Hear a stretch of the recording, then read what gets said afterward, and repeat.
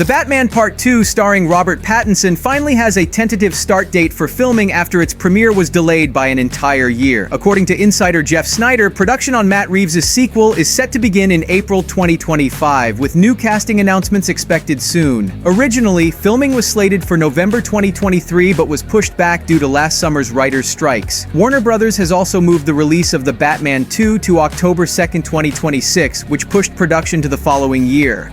Reeves, co-writing the sequel with Mattson Tomlin, previously announced at CinemaCon that the team would return to Gotham's dark, gritty streets. Plot details remain under wraps, but rumors suggest appearances by Hush, Clayface, and even Harvey Dent. Recently, Boyd Holbrook has been speculated to take on the role of Dent, while other casting news is expected by year's end. Despite some fans hoping for Mr. Freeze and even Reeves himself mentioning the character, many insiders are betting on Clayface and Hush as the sequel's main villains. It's worth noting that Hush fits perfectly into the dark and brooding atmosphere of the Reevesverse. In DC Comics, Thomas Elliot is a successful surgeon and childhood friend of Bruce Wayne. Hush is a relatively new addition to Batman's Rogues Gallery, introduced by Jeff Loeb and Jim Lee in the 12-issue Hush storyline in 2003. In this arc, Thomas Elliot teams up with the Riddler to manipulate Batman's enemies, including Scarecrow, Poison Ivy, and of course Clayface, in a bid to uncover Batman's identity. This storyline provides a solid foundation for adaptation in the sequel. The plot could directly follow the Riddler's arc, with Thomas Elliot leveraging Edward Nashton's knowledge to tarnish Bruce Wayne. Paul Dano, who played the Riddler, is signed on for 3 projects, sparking speculation that Nashton might return in the second Batman film.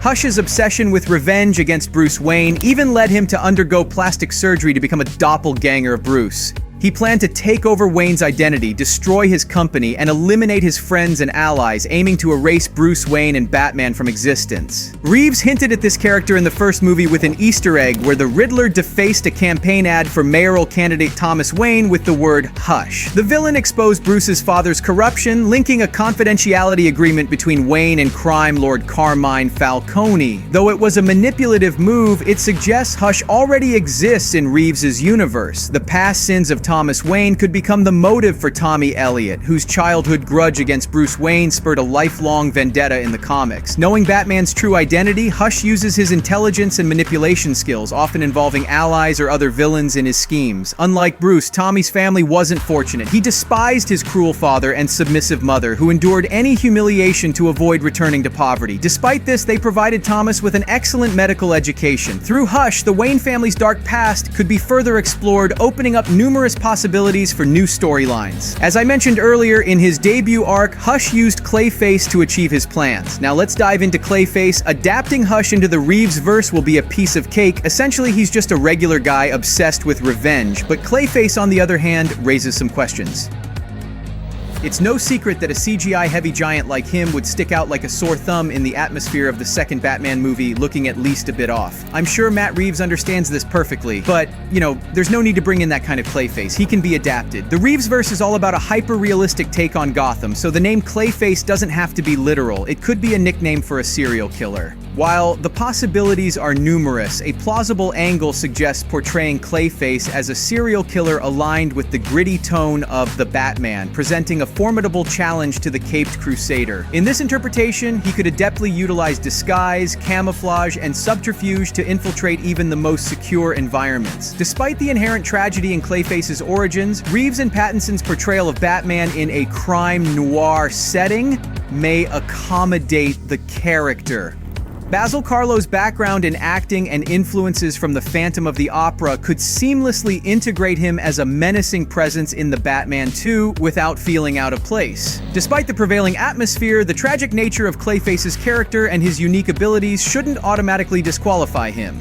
Rumors hint that if Reeves includes Clayface, he may lean towards the Golden Age version. In this iteration, Clayface is an embittered actor turned serial killer, fueled by anger over the remake of a horror film he originally starred in. This vendetta compels him to adopt the persona of the villain he portrayed, seeking to terrorize the new cast. Envisioning Robert Pattinson's dark detective confronting a colossal CGI monster like Clayface seems impractical and potentially repetitive considering last year's movie events. Even in modern DC Comics, comics, Basil Karlo remains the most recognized iteration of Clayface. The source material cleverly combines his acting origins with the later, more popular monstrous depictions. In the Batman's grounded world, the sequel might not need to entirely eliminate fantastical elements from the villain to maintain his compelling nature. Despite Reeves's grounded approach, he has a knack for presenting fantastical elements, such as monstrous invasions and talking apes, in an authentic manner. With the freedom to explore Basil Karlo's origins and incorporate the body horror seen in later versions, there's an opportunity for a believable and unique take on the character as demonstrated in the animated series and recent comic books like One Bad Day. In summary, while a CGI-heavy portrayal of Clayface might not fit the established tone, introducing this iconic character in the Batman sequel offers creative possibilities to weave tragedy, body horror, and a humanized sense into Reeves's character-driven narratives. But that's not all. Recently, Barry Keoghan stated he's ready to return as the Joker in the sequel. It's essentially just a matter of time. He'll either get another cameo in the sequel or finally take center stage as the main villain in the third movie. However, the Joker's storyline is still hanging. The Joker's mention of Gotham Loves a Comeback story suggests prior encounters with Batman, and a deleted scene shows Bruce seeking the Joker's help in the Riddler case, highlighting the intricate web of connections within this cinematic universe.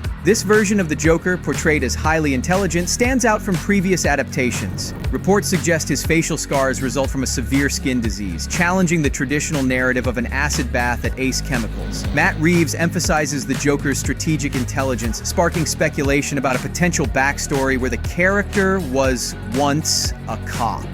Such a twist in the origin story could depict a descent from a justice-seeking officer disillusioned by corruption and crime within the system into Gotham's greatest threat, exacerbated by a progressive, incurable disease resembling ichthyosis or leprosy. This unique take on the Joker's origin raises intriguing questions about the character's past and potential for captivating plot twists. The Joker's comment on comebacks hints at iconic villains escaping Arkham and wreaking havoc on Gotham's streets in future movies, adding anticipation to the unfolding narrative. But that's more for the third installment. The Reevesverse is still in its early stages, with only one full-length movie released so far. Diving into a massive Arkham breakout narrative in the sequel could risk feeling rushed or overwhelming. Everything depends on how the sequel performs at the box office. The first film's earnings pleased Warner Brothers, despite the studio wanting a billion-dollar hit. However, for a nearly 3-hour dark, moody film, pulling in almost $800 million is a pretty solid achievement.